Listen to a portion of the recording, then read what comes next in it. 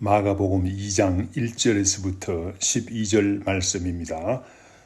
수일 후에 예수께서 다시 가버나움에 들어가시니 집에 계시다는 소문이 들린지라 많은 사람이 모여서 문 앞까지도 들었을 자리가 없게 되었는데 예수께서 그들에게 도를 말씀하시더니 사람들이 한 중풍병자를 네 사람에게 메워 가지고 예수께로 올세 무리들 때문에 예수께 데려갈 수 없으므로 그 계신 곳에 지붕을 뜯어 구멍을 내고 중풍병자가 누운 상을 달아내리니 예수께서 그들의 믿음을 보시고 중풍병자에게 이르시되 작은 자야 내 죄사함을 받았느니라 하시니 어떤 서기관들이 거기 앉아서 마음에 생각하기를 이 사람이 어찌 이렇게 말하는가 신성 모독이로다 오직 하나님 한 분 외에는 누가 능히 죄를 사하겠느냐. 그들이 속으로 이렇게 생각하는 줄을 예수께서 곧 중심에 아시고 이르시되 어찌하여 이것을 마음에 생각하느냐. 중풍병자에게 내 죄사함을 받았느니라 하는 말과 일어나 내 상을 가지고 걸어가라 하는 말 중에 어느 것이 쉽겠느냐. 그러나 인자가 땅에서 죄를 사는 권세가 있는 줄을 너희로 알게 하려 하노라 하시고 중풍병자에게 말씀하시되 내가 내게 이르노니 일어나 네 상을 가지고 집으로 가라 하시니 그가 일어나 그 상을 가지고 모든 사람 앞에서 나가거늘 그들이 다 놀라 하나님께 영광을 돌리며 이르되 우리가 이런 일을 도무지 보지 못하였노라 하더라. 말씀 1절에 수일 후에라고 합니다. 예수님께서 갈릴리 여러 지방을 다니시면서 제자들도 부르시고 각종 병자들을 고치시고 전도도 하시고 했습니다. 이제 쉬러 집에 오셨습니다. 예수님께서 가버나움에 살고 계셨기 때문입니다. 예수님의 가버나움 집에 계신다는 소문이 났습니다. 사람들이 몰려왔습니다. 사람들이 얼마나 많이 모여왔는지 문 앞까지도 들어설 자리가 없게 될 정도가 되었습니다. 이때 예수님께서는 모여온 사람들에게 천국 복음을 가르치고 계셨습니다. 3절에서부터 5절 말씀에 보면 그때에 침상에 누운 중풍병자를 사람들이 데리고 왔습니다. 네 사람이 병자를 메고 왔다고 합니다. 병이 얼마나 심각한가를 나타내고 있습니다. 그냥 조금 아픈 정도가 아니라 네 사람이 메고 와야만 될 정도로 심한 불구를 의미합니다. 또한 병자를 데리고 왔을 때 사람들이 너무 많아서 예수님께 데리고 갈 수가 없었습니다. 그렇기 때문에 예수님이 계신 곳에 지붕을 뚫고 침상을 예수님 앞에 내렸다고 합니다. 얼마나 절박한 형편이었으면 이렇게 네 사람이 메고 와서 지붕을 뚫고 예수님 앞으로 병자를 데리고 왔겠습니까? 이때에 예수님께서는 그들의 믿음을 보셨다고 합니다. 5절 말씀에. 그들은 누구입니까? 그들은 병자뿐만 아니라 병자를 데리고 온 친구들까지도 같이 응원해서 같이 온 사람들을 의미합니다. 예수님께서는 병자뿐만 아니라 병자를 위해서 애쓰는 친구들의 믿음도 같이 보셨습니다. 침상을 메고 온 친구들과 병자는 서로 격려하며 왔을 줄 믿습니다.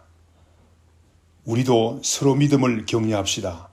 서로 돌아보아 사랑과 선행을 격려하며 모이기를 패하는 어떤 사람들의 습관과 같이 하지 말고 오직 권하여 그날이 가까움을 볼수록 더욱 그리하자. 히브리서 10장 24절에서 25절. 우리 가정의 식구들 믿음을 격려합시다. 같은 교회 식구들의 믿음을 격려합시다. 우리 주위에도 살펴보면 안타까운 병자들이 많이 있습니다. 이들을 위해서 우리는 무엇을 할 수 있는지 돌아봅시다. 우리는 병자를 고칠 수 있는 능력이 없습니다. 그러나 우리 주님 앞으로 병자를 데리고 올 수는 있습니다. 믿음에서 나오는 수고와 정성을 쏟을 수 있습니다. 나의 주위에 있는 영적으로 혹은 육적으로 병들어 안타까운 현실에 있는 사람들이 있습니다. 무엇을 할 수 있는가 생각해 봅시다. 어떤 가정이 아름답습니까? 어떤 교회가 아름답습니까?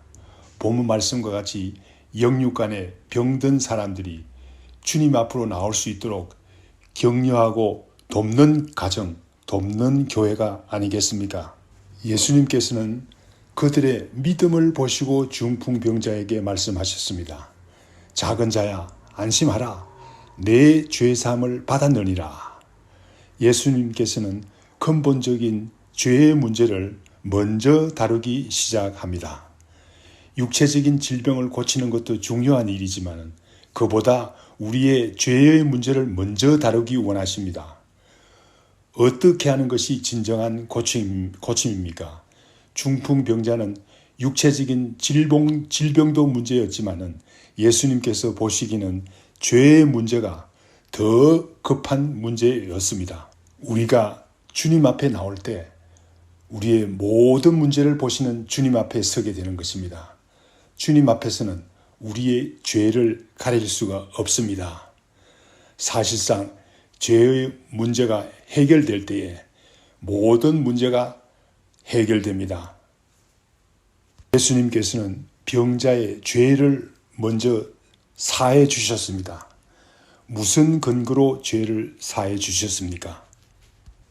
그들의 믿음을 보시고 죄사함을 허락해 주셨습니다. 아무리 큰 죄가 있을지라도 우리 주님께서 우리 주님 앞에 믿음으로 나올 때, 주님 앞에 나올 때 누구든지 죄사함을 얻습니다. 우리 주님께 나오십시오. 사도 바울도 말했습니다. 내가 복음을 부끄러워하지 아니하노니 이 복음은 모든 믿는 자에게 구원을 주시는 하나님의 능력이 됨이라 라고 했습니다. 로마서 1장 16절 말씀입니다. 한편 본문 말씀에 6절에서부터 10절 말씀에는 서기관들의 악한 생각이 나옵니다. 예수님께서 중풍병자의 죄를 사해 주시는 것을 보고 서기관들은 생각했습니다. 신성을 모독한다고 생각했습니다. 왜냐하면 죄를 사해 줄 수 있는 분은 하나님 한 분이시기 때문입니다. 맞습니다. 이 부분은 맞습니다. 죄를 사해 줄 수 있는 분은 하나님 한 분밖에 없습니다. 그러나 서기관들은 예수님께서 하나님이신 줄, 하나님 아들이신 줄을 몰랐기 때문에 이런 생각을 하게 된 것입니다. 예수님께서는 서기관들의 마음을 아셨습니다. 마태복음에서는 너희가 어찌하여 마음에 악한 생각을 하느냐라고 서기관들을 향해 말씀하셨습니다. 무엇이 악한 것입니까? 악한 것은 예수 그리스도를 하나님의 아들로 인정하지 않고 모르는 것이 바로 악한 일입니다. 예수님께서는 사람들에게 자신이 죄를 사해 줄 수 있다는 사실을 가르쳐 주기를 원했습니다. 그래서 예수님께서는 9절 말씀에서 죄를 사하는 일과 일어나 걸어가라 하는 말, 즉 다시 말하면 병 고침의 능력 중에서 어느 것이 쉬우냐고 물었습니다. 우리 주님의 물음은 당연합니다. 병 고치는 능력은 하나님께로부터 능력을 받은 사역자들도 할 수 있습니다. 그러나 죄를 사하는 권세는 하나님 외에는 아무도 할 수 없습니다. 예수님께서 중풍병자의 죄를 사해 주셨습니다. 곧 이 말씀은 예수님께서 죄를 사하는 권세를 가지신 분이라는 사실을 말합니다. 하나님의 아들이시라는 말입니다. 하나님 중에 한 분이라는 사실을 증거합니다. 그러므로 우리 예수님이 하나님의 아들이심을 부인하는 것은, 거절하는 것은 다 악한 생각입니다. 이와 같이 본문 말씀을 통해서 예수님께서는 죄를 사해 주시는 권세를 가지신 분이라는 사실을 보여주므로 자신이 하나님의 아들이라는 사실을 분명히 나타내고 있습니다.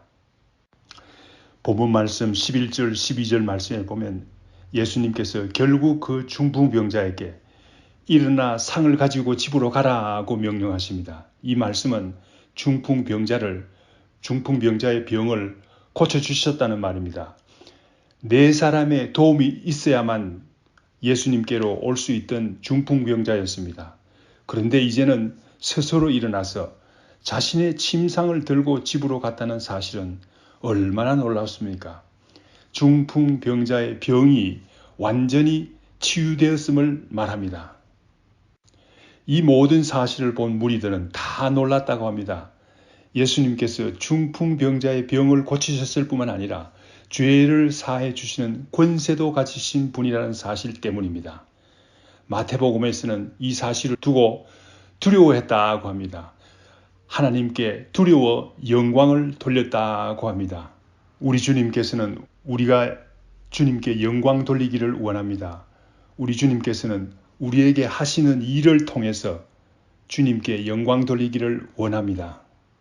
우리의 병을 치유해 주시는 것도 그 목적이 하나님께 영광을 돌리는 데 있습니다. 우리의 죄를 사해 주시는 것도 우리가 하나님께 영광을 돌리는 데 그 목적이 있습니다. 예수 그리스도가 하나님의 아들이심을 알고 하나님께 영광을 돌리는 데 있습니다. 우리 주님께서는 죄를 사해 주시는 권세를 가지신 분입니다. 하나님의 아들이십니다. 그런데 우리의 죄를 사해 주시기 위해서 십자가에 죽으셨습니다. 하나님 아버지의 공의를 만족시키며 우리의 죄를 사해 주시기 위해서입니다. 이 얼마나 놀랍고 두려운 일입니까? 감격적인 일입니까? 하나님의 아들인 우리 주님 예수 그리스도께 나아갑시다.